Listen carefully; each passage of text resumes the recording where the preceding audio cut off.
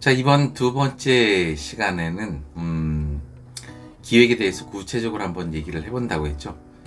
앞에서 말씀드렸다시피 RFP가 있으면 여러분들이 이제 기획을 시작한다고 했죠. 자, RFP 다시 한번 얘기해 볼까요? RFP는 뭐였죠? Request for Proposal이었죠. 이렇게 제안 요청서를 드리니 제안을 해주세요라고 요청을 하는 거죠. 그럼 이 제안 요청서를 받은 다음부터 여러분들이 기획을 한다라고 보시면 됩니다. 물론 기획은 거꾸로 창의적인 어떤 기획안을 만들어서 어필을 할 수도 있어요. 어떤 아이디어를 가지고 이런 목적을 가지고 어떤 기업이나 어떤 단체나 어떤 기관에 대해 기획을 우리가 했으니 어떠십니까? 라고 거꾸로 얘기를 할 수도 있어요. 그러나 오늘 할 얘기는 이런 제안 요청서를 받고 기획을 하는 부분에 대해서 얘기를 해보겠습니다. 자, 첫 번째 기획의 단계는 뭐가 있을까요? 이런 RFP를 받게 되면은 RFP를 분석하는 시간이 필요하겠죠. 어떤 효과를 기대하기 위해서 어떤 목적과 목표를 갖고 이런 RFP를 만들었는지에 대해서 이제 분석을 하는 기본적인 단계가 필요하겠습니다. 그래서 이 RFP를 면밀하게 분석을 해야지 그 다음에 이제 단계로 넘어갈 수가 있겠죠. 자, 그 다음은 이런 분석을 통해서 어떤 자료들을 조사해야 될지 자료조사 과정이 필요합니다. 그래서 보통 이제 인터넷 서칭을 통해서 여러 가지 기본 자료들을 수집할 수 있겠죠. 이제 시대가 바뀌어서 예전에 제가 이벤트 할 때는 뭐 도서관도 찾아가고 뭐 여러 가지 그 기본 자료들 책자들을 찾아보느라고 힘들었었는데 요즘은 인터넷에 모든 자료들이 너무나 잘 정리가 되어 있어서 인터넷 서칭 과정이 반드시 필요합니다. 그리고 필요하다면 현장에 가서 현장을 답사하는 과정이 필요하겠죠. 현장을 미리 보지 못하고는 정확하게 어떤 계획을 세울 수가 없는 겁니다. 그리고 기존의 문헌들, 어떤 자료들, 뭐 이런 그 문서화된 내용들도 봐야 되겠죠. 그리고 비슷한 유형의 사례들, 이런 사례들도 조사할 필요가 있겠습니다. 이런 여러 가지 자료 조사 과정이 필요하겠습니다. 이런 기본적인 자료를 이제 조사하고 난 이후에는 기획 과정이 필요한데 기획 과정 중간중간에도 계속 이런 필요한 자료들을 조사할 필요는 있겠죠. 자, 다음에 이제 기획 회의를 하게 되겠죠. 혼자서 프로젝트를 진행할 수도 있겠지만 보통은 이제 두세 명, 많으면 뭐 대여섯 명, 더 많으면 뭐 10명이 함께하는 프로젝트가 될 수도 있겠죠. 그러면 이 프로젝트와 관련된 사람들끼리 모여서 기획회의를 하게 됩니다. 기획회의는 기본적인 아이디에이션이 있겠죠. 여러 가지 창의적인 아이디어를 서로가 이제 브레인스토밍 한다라고 하죠. 서로가 모여서 여러 가지 얘기들을 나누는 이런 아이디에이션 과정이 필요하겠고요. 스와트 분석을 또 하게 되겠죠. 그 강점, 또 약점, 그리고 기회 요인, 그리고 위협이 되는 요인, 이런 네 가지를 가지고 이 프로젝트를 분석을 하는 거죠. 이 프로젝트는 어떤 강점이 있고 또는 어떤 약점이 있는지, 그리고 이 프로젝트는 어떤 기회적인 요인이 있는지, 어떤 위협적인 요인이 있는지, 이런 스와트 분석을 통해서 이 프로젝트가 갖고 있는 현실, 지금 한계, 그리고 필요하다면 전문가의 자문을 구해서 그들의 의견도 반영을 하고 전문가의 의견들이 이러이러하다라고 제안서 안에다가 넣을 수도 있겠죠. 이러한 기획회의 과정을 거치게 됩니다. 이런 기획회의도 앞서 말씀드린 자료조사와 마찬가지로 1차만 할 수도 있겠지만은 2차, 3차 여러 번의 기획 과정을 또 거쳐서 할 수가 있겠죠. 다음 이런 충분한 기획 과정이 거쳐졌으면은 제안서 작성에 들어가게 됩니다. 제안서 작성을 하는 와중에도 다시 기획회의를 할 수가 있고 다시 자료조사를 할 수도 있고 다시 또 기획회의를 할 수도 있고 이런 과정들이 반복이 될 수 있겠습니다. 이런 제안서 작성은 RFP에 나와 있는 내용들을 많이 반영을 해야 되겠죠. 광고주가 요청한 내용들을 충분히 담으려면 이러한 그 RFP를 다시 한번 분석하는 과정들도 필요하겠습니다. 그리고 제안서 작성은 어떻게 해야 될까요? 기본적으로 가독성을 고려를 해야 되겠죠. 쉽게 읽히는 기획서가 아주 잘 만든 기획서라고 볼 수 있겠죠. 그래서 아주 쉬운 어투와 이해하기 쉬운 그런 내용들, 그런 문구들로 이루어져야 됩니다. 그리고 참신한 디자인이 있으면 더욱 좋겠죠. 그래서 가독성은 이 디자인하고도 굉장히 관련이 깊다라고 볼 수 있겠습니다. 그리고 제안서는 논리 정연해야 되겠죠. 기승전결이 명확해야 되고, 물론 아이디어상으로 제안서상에서 먼저 중요한 내용들을 얘기를 하고 그 중요한 내용들을 왜 이렇게 얘기를 했는지에 대해서 풀어가는 과정, 자, 이런 걸 연역적 표현이라고 하죠.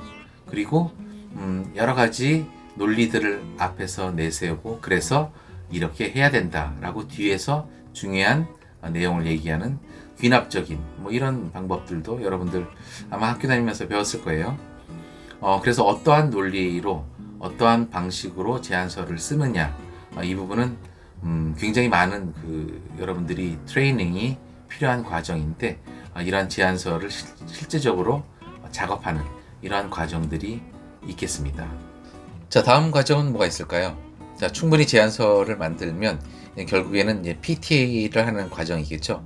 프레젠테이션이라고 하죠. 프레젠테이션은 누가 할지 정해야 되겠지만은 그 프로젝트에 참여한 사람들 중에서 가장 책임지는 PM이라고 하죠. 프로젝트 매니저가 있을 텐데, 그 프로젝트 매니저가 보통 PT를 하게 됩니다. 그러지 않고 공공기관 같은 경우는 이런 PT를 전문적으로 하는 사람을 고용하거나 아나운서 이런 사람들 고용하는 경우들도 있는데, 보통은 프로젝트를 책임지는 프로젝트 매니저가 하게 되죠. 이런 PT도 여러분들이 많이 해봐야지 늡니다. 여러분들한테 지금 동영상으로 제가 얘기를 하고 있지만은 이것도 하나의 프레젠테이션이 될 수 있는 거죠. PT는 이제 그 경쟁 프레젠테이션을 제가 지금 예를 들고 있는데, 여러 회사들이 같이 경쟁을 하고 있는 이러한 상황에서 프레젠테이션을 하는 경우죠. 그렇지만 이제 PT는 단독으로 입찰하게 되는 경우들도 있어요. 경쟁사가 없이 단독으로 이제 PT를 하는 경우들이 있는 거죠. 광고주가 당신네 회사만 얘기를 해주세요 라고 요청해서 단독 프레젠테이션을 할 수 있는 경우도 있겠고요. 또는 입찰인데 경쟁사가 들어오지 않아서 단독으로 하게 되는 경우도 있습니다. 물론 이렇게 단독으로 입찰해서 PT를 하는 경우에는 유찰이 되는 경우들이 많아요. 왜냐하면 한 군데 갖고 판단할 수가 없으니까 유찰을 시켜서 다시 한번 재입찰 공고를 내서 하는 경우들도 있는데, 이런 내용에 대해서는 뒤에서 다시 한번 얘기를 하겠습니다. 자, 그리고 PT는 공개적으로 할 때도 있고 비공개적으로 할 때도 있어요. 그러니까 프레젠테이션 하는 사람이 공개적으로 심사위원들 앞에서 PT를 하는 경우도 있고, 얼굴을 가린 상태에서 목소리만 가지고 비공개로 PT를 하는 경우도 있습니다. 이 프레젠테이션 과정을 통해서 충분히 제안서에 있는 내용을 잘 전달해야지만 처음 듣는 심사위원들이 보고 판단할 수가 있겠죠. 그래서 이 PT 능력도 여러분들이 함양해야 될 어떤 그 숙제, 과제라고 할 수 있겠습니다. 자, 이러한 프레젠테이션 과정을 통해서 여러분들이 이제 당선됐다라고 칩시다. 축하 짝짝짝 되겠죠. 자, 이렇게 PT가 당선이 돼서 계약을 하게 되면은, 계약하기 전에 협상을 하는 과정을 거치게 됩니다. 구체적인 내용은 우리는 얼마에 하겠다라고 이제 가격도 제안을 하게 되는데, 이 예산에 대해서 협상을 하게 됩니다. 그래서 이거는 너무 비싸니 깎읍시다. 아닙니다. 이 부분은 꼭 주셔야 됩니다. 라는 이제 여러 가지 이런 예산에 대한 협상이 있겠죠. 자, 다음 수행 인력에 대한 협상도 하게 되겠는데요. 예를 들어서 우리가 5명이서 이 프로젝트를 이런 분야로 맡아서 하겠습니다 라고 제안을 했는데, 광고주는 그러지 말고 이런 분야에 1명이 더 필요합니다 라고 할 수도 있겠죠. 그러면 그런 부분에 대해서 구체적으로 인력에 대한 협상을 하게 됩니다. 이 인력은 예산하고도 직접적인 관계가 있겠죠. 그래서 꼭 필요한 부분이 되겠습니다. 그리고 향후에는 어떤 일정을 가지고 어떤 방법을 가지고 수행할 것인지에 대해서 구체적으로 협상을 하게 됩니다. 예를 들면 뭐 일주일에 한 번씩 모여서 회의를 해봅시다. 뭐 이렇게 할 수도 있겠고요. 주간 보고 말고 월간 보고도 해주세요라고 할 수도 있겠죠. 행사가 실행될 때까지 어떤 과정을 거쳐서 광고주와 협의할 건지 이런 그 추진 일정에 대한 부분, 추진 방법에 대한 부분, 그 다음에 중간중간 이런 그 광고주와 협의할 수 있는 이런 일정들은 어떻게 갖고 갈 건지에 대한 구체적인 내용들을 협상을 하게 됩니다. 이 협상들은 앞서 말씀드린 예산과 인력과 모든 부분이 다 같이 어우러져서 협상을 하게 되겠죠. 이런 협상이 마무리가 되면은 구체적으로 계약을 하는 과정을 거치게 됩니다. 자, 이 계약이 끝나고 나게 되면은 계약서를 쓰게 되겠죠. 이 계약은 계약서를 단순히 쓰는 것뿐만이 아니라 구체적으로 계약서 안에 들어있는 내용들을 면밀하게 봐야 됩니다. 그래서 계약서는 광고주가 먼저 주는 경우도 있고 제안사가 광고주한테 먼저 주는 경우도 있습니다. 그래서 서로가 문서를 왔다 갔다 주고받으면서 구체적인 계약서 안에 있는 문구들, 명시한 여러 가지 내용들을 보는 거죠. 그래서 회사 내부에서도 제안사 내부에서도 검토를 하고 광고주 내부에서도 검토를 하는 이런 과정들이 서로 오가게 됩니다. 선금, 중도금, 잔금을 언제 줄지 이 내용이 가장 첫 번째로 중요하고요.